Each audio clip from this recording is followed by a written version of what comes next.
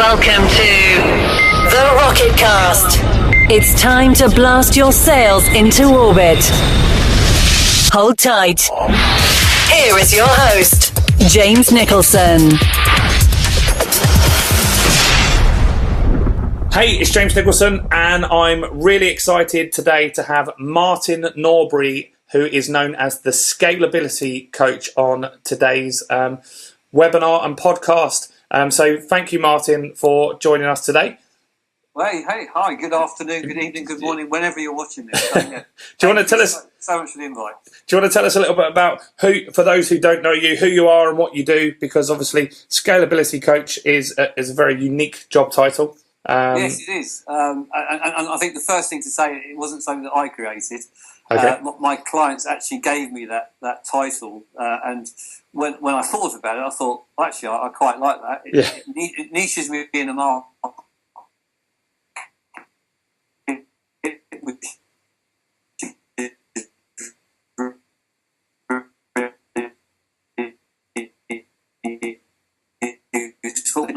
Where I set up my own business after leaving an organisation. I left it in a bit of a strop because I didn't like what they were doing. Set up a business, put my money where my mouth was, and did all right. Yeah. We sold it in '96, and then resold it again in '97. Which, if you can sell a business twice in 2 years, that's quite a good thing, and that's part of what scaling is about. And then joined the corporate world, which was a big shock to the system. Yeah. Because going from a small entrepreneur into this bureaucratic, red tape, process-driven, takes years to do anything type mentality, really did challenge what I thought business was all about. However, the mixture between the two, and since 97 to 2010, that's exactly what I did. Growing the business I was with, and then 2004, been headhunted to run a division of PLC and eventually taken over that. And then in 2010, exiting that after we'd grown a business that was losing quite a few million, up until 160 million revenue we turned it into. And I left that in 2010, really, to get back to being an entrepreneur again.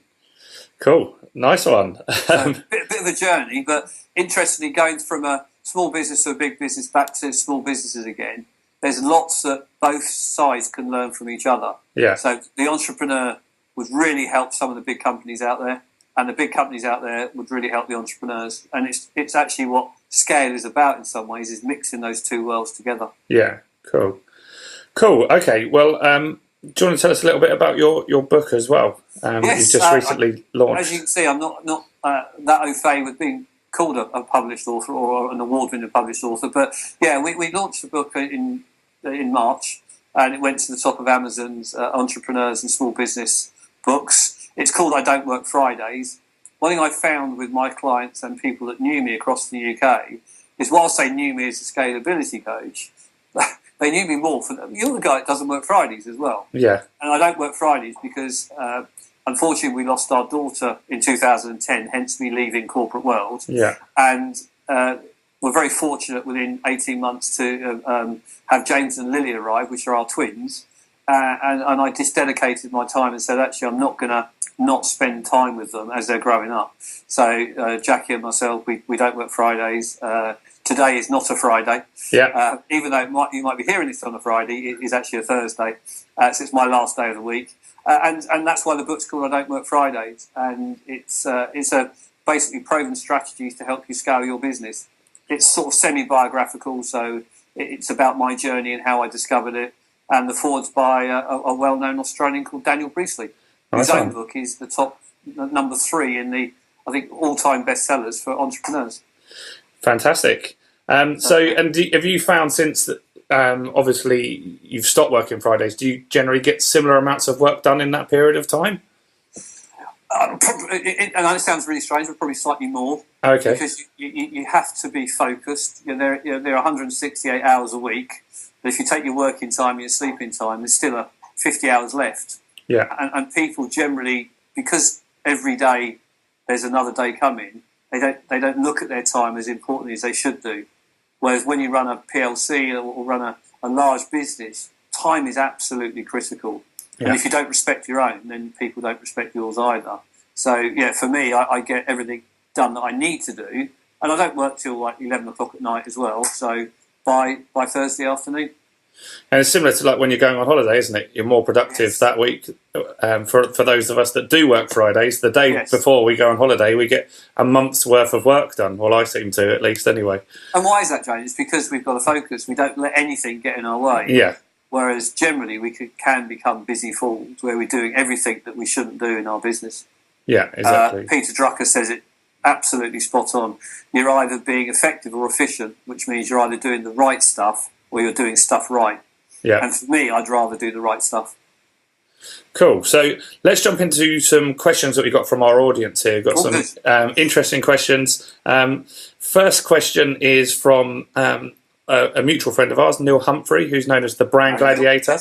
It seems to be I'm the only person that has a fairly normal name here, so I need to come up with something a bit more exciting, I think. Well, everyone needs to claim their space. That's one of the first things of scale is be identified for something. Yeah, exactly. So Neil's saying, what is the biggest misconception when it comes to distinguishing between scale and growth? What's the difference there?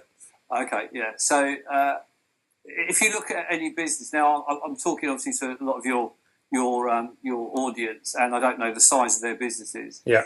But I assume anybody listening to this, whether they're a one-man operation or a several £1 million business, their ambition is to grow a business or to scale a business. Yeah. So I'll talk about the end goal in some ways. So you can grow a business, but the idea to scale is that the cost ratio to revenue isn't on the same curve. So if you plotted revenue or cost, as you grow the revenue, you're not growing the cost. Yeah. So what you're looking for scale is that as you get to a certain position, the business grows more revenue-wise than it costs to grow the business, if that makes sense. Okay, yeah. So the ratio is not a 1-to-1 ratio. That'd be one of the differences. And scale is around a lot of things. It's about the customer journey. So it's all the things about delivering what the customer wants and what they need, because that's the thing you deliver over and over and over again. Whereas things like the finance, the marketing, the sales, the HR, the IT, well, that's not scale. You don't need 2 HR directors if you double your business size. Yeah. But you do need more people or more systems. So the company I used to run, if we didn't have technology, we didn't have processes, and we didn't have systems, we'd have had to have like 2,000 people in it. Yeah. Well, it would have never been able to actually be a business at that level. So the technology helped scale that business. Okay. So my personal definition of scaling is I can take an average resource, and I mean that in the kindest sense, and put them into the business, and they can deliver an excellent result. Okay. So that's what I classify as. Whereas you can take an excellent resource in a business that you haven't set up to scale, and they can actually deliver an average result. Okay, yeah, that makes sense. Cool. So next question from Neil is, when should a business owner think about scaling their business? Obviously, lots of people are at different journeys. At what sort of time scale or what sort of road along the journey would you look at potentially scaling a business? So it's not about timing as such. It's not even about how much you earn or what you've done in certain areas. It's about where the business actually is. Yeah. Because I know lots of business which I would call in startup that have been trading for 20 years. So they're still struggling with like getting customers. I saw a Ryan Dice webinar or something from Dan Bradbury today about Ryan Dice saying the key things you need to scale is you need a repeatable way to get customers. Yeah. And it's true to a certain level, but that is for an info marketing type business. But most businesses that are looking to scale believe they've already got those things in place. But what they might not have is they might not have the right structure, they might not have the right strategy, the right culture in their business, the right financial footing in their business, the right values portrayed in their business. And the analogy I can give, it's like if you've got a 20-year-old car that hasn't had a service for 2 years and you put your foot down on the motorway, the chances are it's going to break down. Yeah. And that's the same with a business that you haven't set up to scale. So our model is very much based on the acronym of scale, SCALE, and S is all about the setup. And what we do with our clients is we just stop them where they are and we say, okay, you need to do certain things in your business now before you scale. Because a a business that's growing or scaling has this hockey stick of a revenue curve. I don't know if you've ever seen that. Yeah, before. no, I've seen your stuff. So it goes down and then it goes up depending on costs. And most people plot their financials when they're scaling as a linear type thing. We'll have $1 million this year, or 1.5 next year, and 2 the next year, and so on. But that's not how businesses grow or scale. They go from like 100,000 to maybe a 300,000 to a 1 million to a 5 million to a 20 million. It really does that. Yeah. You imagine trying to as you're growing and scaling at this great rate, try to stop everything and put in place all the things that you need to put in place. It's impossible. Hard. Yeah. And that's why. So the time to scale a business is when you've got certain key things in place. Okay. And those key things are, a little plug for the book. But the book, all the profits go to charity anyway for our daughter's fund. It outlines that in the book, which is on Amazon and on Kindle. But it outlines that in the book what SCALE are about, and I'm sure we'll explore a bit more of that in the next question. Okay, cool. So next question is slightly different, but have you ever advised someone to pull the plug on their business, or do you believe every situation can be recovered from? Obviously, a lot of businesses get themselves in the shit, so to speak. Well, they do, yeah. And one of the phrases we used a lot, and it wasn't one of ours, but I read it and I thought it was a brilliant explanation, is companies growing broke. Yeah. And companies where they've got what they call the working capital to grow their business, which is the money needed to fund the growth, exceeds the margin of their business that it can generate. So, which means the more they grow, the worse it gets. Yeah. And until you fix that, it's broken up. You can't do anything else. Look very profitable. Can you hear me? Yeah, can hear you again now. Okay. I see businesses that look very profitable on paper from a P&L basis, but the more they sell, the worse it gets. And I've seen lots of those. On the other side, I've seen companies like Amazon, who, based on Jeff Bezos' own admission through the letter to his shareholders saying all profits go back into reinvestment, hardly make a single penny on profit, but generate $3 billion a year. And of course, from that, they can scale and grow their business because the cash is there. So there are some businesses and the way they're structured that you can't actually scale or grow it. It's very, very difficult. Okay. And would you ever advise? I mean, if you come across people that you tell them to pull the plug, I've pulled the plug on some of our clients. Okay. Which is a hard thing to do. Yeah. But I've basically, my job is to protect the shareholder of a business. Yeah. And for most of your clients and most of your audience, the shareholder will be the same person as the guy driving the business. Yeah. But the job is to protect the shareholder. And sometimes for the shareholder, I've said, different conversation, your MD is not helping you in your business. Yeah. They look at me blankly and go, well, that's me. I went, yeah. Because the way they run it, they're never, ever going to grow their business. Now, we have actually stepped in and bought some of those companies. So we've said, actually, if we come in and help you, and you do the doing and we do the running of the business, that might help you. And we do take over businesses based on that premise. Okay. But, the journey of scaling a business is all about what you want to do with your life, really. And I know a lot of people that are working long hours, 60, 70 hours a week, are not earning a lot of money, are unhappy with their business, they've fallen out of love with it, and the journey is awful for them. And I say to them, well, if you got a job because you're a clever person, you could earn more money, you could have your holidays, you could have family time. What is this all about? And they realise they're probably living someone else's dream. Yeah. Because I think to be an entrepreneur, you have to be a very specific type of person. And there are a lot of people that are entrepreneurs, as Gerber said in the E-Myth, that really aren't. They're people that have either fallen on hard times, been made redundant, put some investment in, but really shouldn't be running a business. And it's not because they haven't got the skill set or the knowledge, it's just sometimes they don't have the attitude or the aptitude to do it. Yeah, which happens. Absolutely, and there's nothing wrong with that. I've got a few clients I've had and a few clients still that they honestly admit they are the best number 2 out there, but they need a number 1 in their business to help them run it. Yeah, exactly. Cool. Okay, next question is from Siam Kidd, who is known as the Realistic Trader. Yet again, someone with a better name than mine. There's a theme here, James. There is. Don't worry. The next couple haven't. They've got. We'll give them a They've name. got normal. We'll make one up. Yeah, we'll make one up. So Simon is the realistic trader, and Simon, I know, hang around with Simon a lot, and he's a very ambitious guy. He's quite keen on building a business and selling it at some point.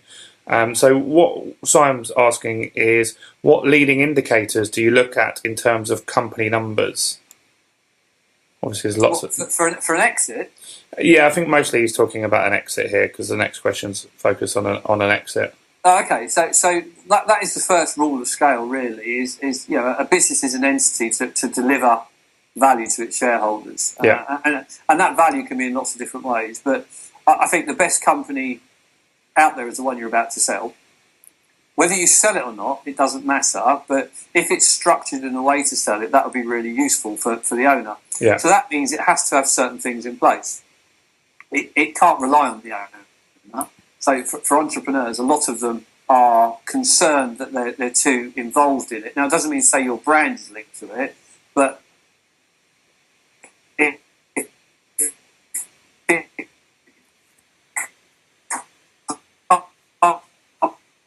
Oh, it's breaking up a little bit there, Martin. Am I back? You're back now, yeah. Okay. You're right. So going back to that, so when you look at selling a business, as the owner of the business, you've got to look at it as an impartial person rather than as the owner-driver. Yeah. That's the first thing. I say it's got to be able to solve its own problems rather than you solving them for them. So you need a team around you in some ways. Yeah. Agree with Ryan Dice earlier when he says you've got to have a way of getting customers in all the time. And so I think he used the phrase turning them from strangers to customers as part of that going forward. It's got to be on a consistent growth pattern, which means that it should be on its up all the time. And the best way of proving that is to what we call do a rolling 12 months. So if you take 12 months and roll it every single month backwards, as you get the preceding 12 months and keep rolling it, you'll see your business either do that or do that or do that. It's got to be doing that in some ways. You will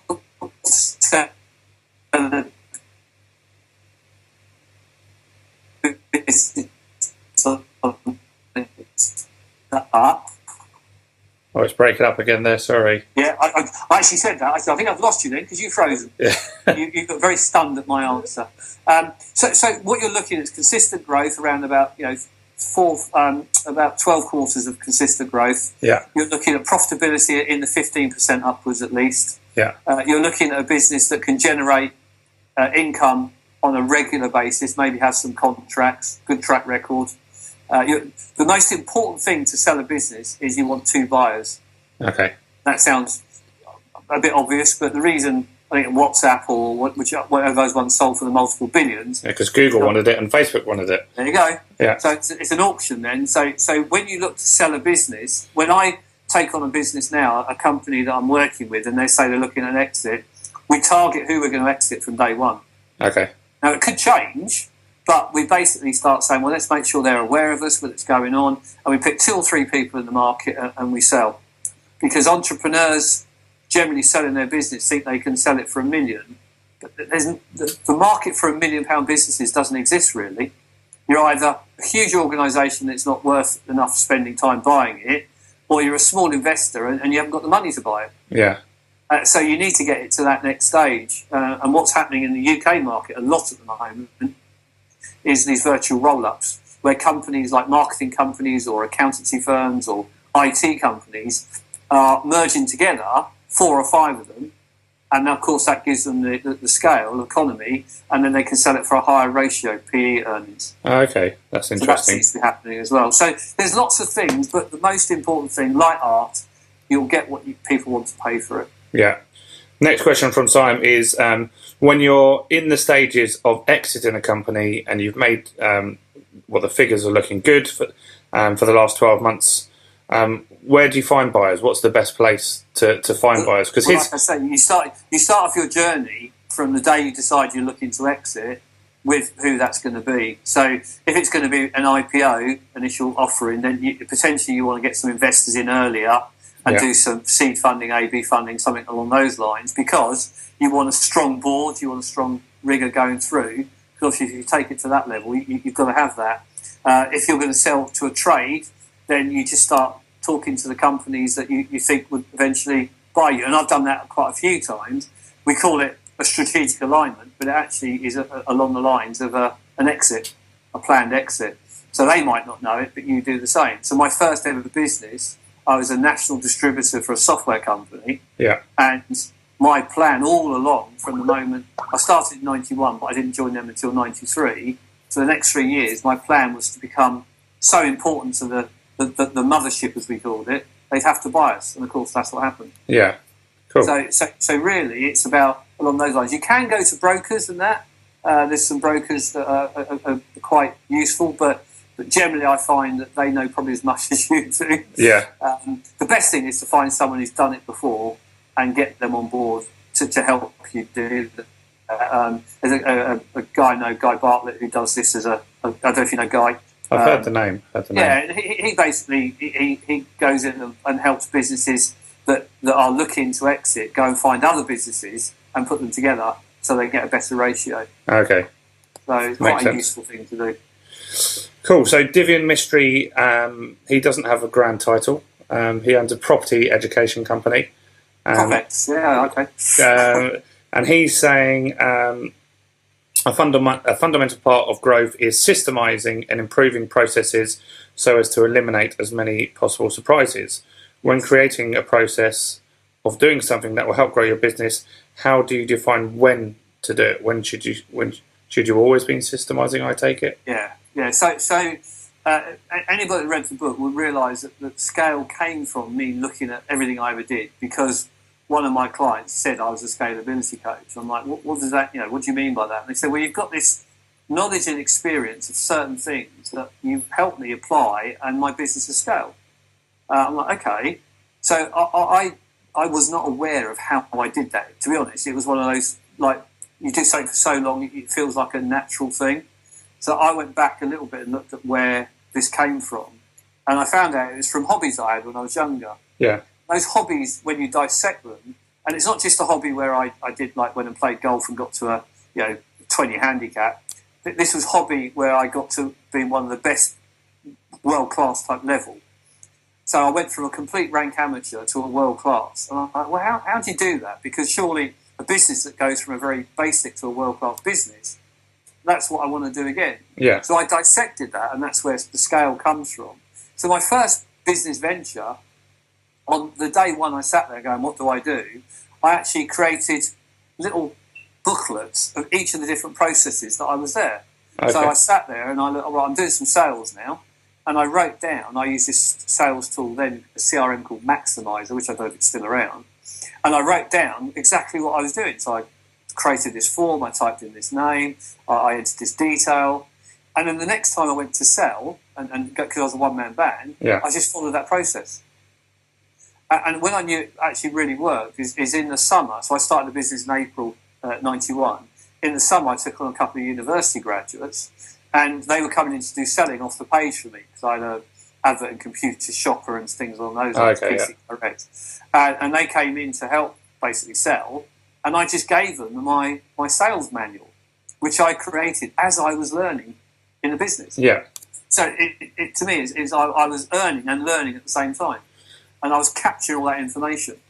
And I gave them this manual, and they didn't need to ask me much more. They just followed it. And by the end of the day, we talked about it. They said, didn't quite work. Okay, let's change it. And then iteration 2 or 3 came on. And do you look at businesses that you're looking to sell? Do you systemize absolutely everything, or can it be overkill? Yeah, as much as you can, because systemizing, well, there's processing and systemizing. As I said, the business I ran, which was a 160 million business, everything was automated to a level where we were handling about 20,000 transactions a day with just under 300 staff. Yeah. So what we did is we focused on the exception rather than the rule. So we systemized a customer journey from A to Z, for example, and it was all flowed automatically through the business without us having to touch the sides. Yeah. So the customer would come in, we create a form, the form would be sent to them, they fill in something, it come back to our end, it would automatically check something, send it back. And it was only the 11% that fell outside of that system that we managed. Yeah. So, but without that, we'd have had to have, I'd say thousands of staff, so we couldn't have done it. Okay. So, but the first thing to understand when you create a process in a business, and the art of scaling is consistency, delivering a consistent result, time in, time out, with an average resource. You don't need to employ, McDonald's, and everyone used that as an example, but they don't employ Nobel physicists. They employ people who've just left school, maybe don't know what they want to do currently, on the front line. Yeah. But what those people on the front line know is exactly what's expected of them. And wherever you go in the world, you'll get the same level of taste. Whether you like it or not, it's the same. Yeah, no, exactly. And that's what Gerber focused on, and that's the same for any business, is delivering that consistent result. So my advice to all businesses is give everybody you work with a blank sheet, blank book. Yeah. Get them to write down every day what they're doing, put that into a process, swap it with someone else, and then learn it, look at it, and then from that's your process. Okay. And when you put that together, that's your business manual. Yeah, makes sense. And you don't have to take any time out of the business to do it. You learn while you earn. Yeah, makes sense. Then another question from Divian is, what's the biggest mistakes that you're seeing when people are scaling? Numbers. Not knowing the numbers? Not knowing the numbers, yeah. There are two major things, I think. One is not having an understanding of what the business culture is. And people go, oh yeah, but I'm only a one-man band. Again, when you scale a business, momentum takes over, and you haven't got time to stop it and redefine it. So day one, describe what type of business you want. It will change, but describe what type. So that's the first thing. Yeah. I think it's really important to do that. But the second one, and I would say 99% of all of my clients I've ever worked with have no idea what their business is really doing, because they don't look at the three fundamental scorecards in their business, which is their income statement, as it's now called, rather than P&L, but profit and loss, balance sheet and cash flow. Because, the fact is that the balance sheet and the profit and loss are all fiction. They're not true. Profit is fiction. Yeah. The only thing that's true is cash. And depending on how your business is structured, then if you don't know how those numbers work, then you're on a hide into nothing. And I realised this when I took over a large business and was legally liable to signing multi-million-pound cheques. If I put my signature on the wrong one, I could end up in jail. Right. And that made me decide very quickly to make sure I'm putting my signature on the right ones. Yeah. And by doing that, and I'm saying metaphorically because it wasn't signatures, it was just transfers and approvals, but I had to understand the numbers in the business. So the story I tell is one of the finance director at the time, a guy called Simon. I was about to go on holiday with my wife. We were off to the Maldives. It was great. There wasn't Kindles then. I was in Smith's buying my 14 books, which I was read on holiday. Yeah. She loved going on holiday with me. I'd read 14 books. And my phone went, and it was my finance director that said, we're 80 grand down on profit. And that wasn't 80 grand down. Our profit was 80 grand under what we forecast. Yeah. And my reaction to him, excuse the language, was bollocks. Now, where is it, go and find it? This was, I don't believe you because I know my numbers. I know exactly what our link is from our first number, our domino number, which pushes everything over, to our end number. Yeah. And sure enough, within an hour, he came back and said, no, you're right, our work in progress was understated. We'd taken on a new client, we hadn't looked at the work in progress, it was understated. Okay. I was so confident with the numbers that I knew from just looking and feeling about the business whether we're on the right track or not. Yeah. And that's the biggest. So most people aren't doing that. They haven't got. I was really impressed with Dan Bradbury at his last event when he went through a whole 90-minute session on numbers, because it is one of the driest subjects you can have in business. But the people that get it more get it, and they understand what to do with their business. We honestly believe that the business tells you everything it needs to tell you if you just ask it the right questions. And the numbers are the questions you need to ask it. Yeah. So that's the biggest mistake most entrepreneurs make. That's good advice. Cool. Last few questions here. Yep. So we've got Pete Can, who owns a new product called the Chef Tree. You probably do know Pete well. Yeah.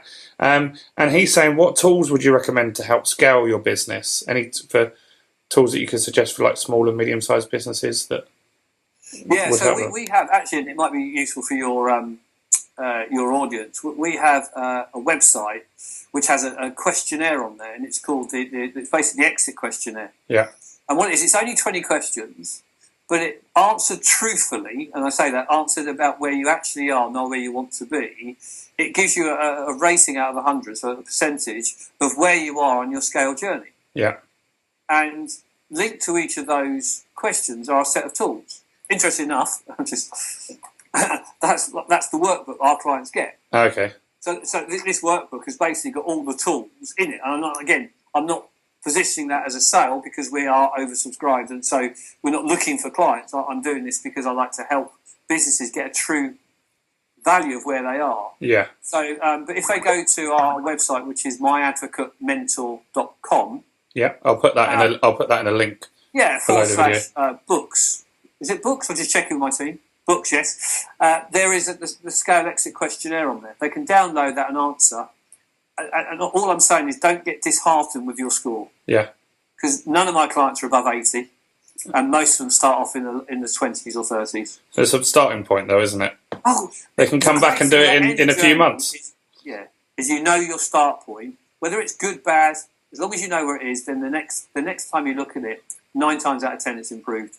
Yeah. Cool, well, that's a good resource. So I'll make sure I post that around. And if they're listening on the podcast, then it's a free resource, so it's just that people can use it. But it's they can sign up if they want for. You've broken up a little bit there. Weekly. I don't work Fridays. Did you get that? No. Oh, sorry. I've just been told by the team because it's myadvocatementor.com /IDWF. Okay. I don't work Fridays. Okay, perfect. So they can look at the website. They'll find other. Yeah, we'll check. I'll put a link to that. And then last question from Pete Can is, how important is your team? You're saying, obviously, you've mentioned before that McDonald's can run a huge business with people just out of school. Yes. And you're saying if you have the right systems and processes, that obviously you don't need people as qualified as you might expect. So obviously I would imagine, though, further up the chain, you do need some more experienced people in place when you're scaling. Is that right? Or yeah, very, very much. So at first you employ people that you can manage, but scaling is about everybody on your team eventually needs to be better than you at what they do. Yeah. And where a lot of people go wrong is, say, for example, you come from a sales background, they're always underemploy the salesperson because they came from a sales background. And you should always overemploy so someone is better than you, always. Yeah. Even admin. Yeah, I employ people that and then I give them the admin job and they say, that's your job, that's your role. Please tell me how to do it. Because if I have to manage you, one is, I'm spending all my time doing that, and that's not really taking away the bits I need to do. It's just actually I'm now manager rather than actually doing my bit. Mm. And two is I can only get to my level of my glass ceiling. So if this is the level of where, like Branson level, and I'm down here, unless I employ someone above me, then I'm always pushing against my own ceiling, my own confidence, my own experience. And that's why a lot of clients I work with like working with us, because they don't know what it's like to run £1 million business or a £10 million business or a £100 million business. And because I do and understand it, I understand where some of the challenges and things are. So they push their ceiling up. This one's right. They've pushed their ceiling up by working with you, haven't they? Absolutely, and I did that myself. The first job I ever got was on my own. Well, my first business, and I sold to a company, and of course I learnt from them, and then we sold again, and we learnt from them, and until I got to the CEO level. And even then, we had boards of directors and non-execs and all sorts of people to help us, and mentors and stuff like that. You never stop learning, but it's all about experience. If someone can take you down a path that's the right path, rather than you have to learn from the wrong one, it's a lot quicker, a lot less painful, and actually you might survive when sometimes you might not. And Jim Collins says that that nowadays the best businesses are the ones that assemble the team first and then decide on what to do. Yeah, cool. So if you think about it, you and your business, if you could assemble your right team and get everyone bought into this concept, then you do that first because everyone knows what they're going to do, how they're going to do it, why they're going to do it, and then you're off and running. Yeah, makes sense. So, cool. Yeah, the team is important. Well, that's it. So thank you very much. Great answers. I think this has been a really, really interesting topic to discuss. Interesting for myself as well, and I'm sure the audience will find it fantastic once we put it out tomorrow. Great do you want to just quickly remind us again a bit more about your book, where we can find it, and how, if anyone wants to get that guide again, where they're going to look? Yeah, so the reason I don't apologise about the book is two reasons. One is I honestly, genuinely feel, and the people that have read it and my clients say it really helps people. Yeah. But two is, it goes to our daughter's charity, which is the most important part. So I don't work Fridays. It's on Amazon. It's on Amazon Kindle. It's not on Audible yet, but we're working on that one. So you could just go I Don't Work Fridays and find it. It was forward by Daniel Priestley, so obviously it's got some good people behind it on that level. Yeah. Side. Our website is myadvocatementor.com, and then /IDWF is the bit about the book, and underneath that is lots of little tools and things to help people with their business scale it. If they want to leave us their details, we put them on our list. We don't overtly sell. Yeah. As I say, all of our business is through referrals, so we've not spent one single penny on marketing to that sort of side. So they could just get some help and advice. And people, they can come to our web Facebook page and stuff like that. And we just like to engage with people. So if we can help people, I think one of the biggest honours you can get is running your own business. And it's really sad that 95% of companies vanish in 10 years. Yeah. So if they can just learn one thing that helps them enjoy the journey that we enjoy, not working Fridays, spending time with our kids and stuff like that, then that's brilliant. That's all we want to do. Fantastic. Well, I highly suggest that everyone checks out the book. Thank you, sir. It's very, very good. And we'll speak soon. Yeah, thank you so much for the invite. Appreciate that. Yeah, thanks, Martin. Cheers. Bye-bye. If you're really serious about growing your business, I wanted to let you know about our amazing new free DVD. It's called 58 Ways to Get More Customers, and it has some awesome growth strategies on there. The DVD contains 58 critical strategies that you should be using to get more customers into your business right now. It's going to show you things like how to get more visitors to your website, the core principles of search engine advertising, how to use pay-per-click in your business, why you absolutely must use guarantees in your business, the big web design mistakes and how your business can avoid those, essential tips for new businesses and startups alike, as well as existing businesses. We can help you with this DVD. We're going to show you how you can increase your prices without scaring off your customers, and how to turn website visitors into paying customers, how Facebook can be used effectively to get you more and more customers. That's all changed massively in the last few months. Plus, we're going to show you much, much more. Now, this is an exclusive offer for listeners of the RocketCast. To get this free DVD, all you need to do is go along to the website rocket24.co.uk. That's www.rocket24.co.uk. Fill in the details there and we'll get one of those DVDs out in the post to you straight away. So make sure you act on this. These are the 58 strategies that we're using right now at Rocket Marketing Hub to help fill our live events, sell our membership sites, sell our continuity products, how to get more agency customers for our business, how to help our customers like estate agents, glazers, and many, many more businesses besides get more customers and leads on tap. So you're not going to want to miss this DVD. Head over to rocket24.co.uk and grab your free copy today. Cheers.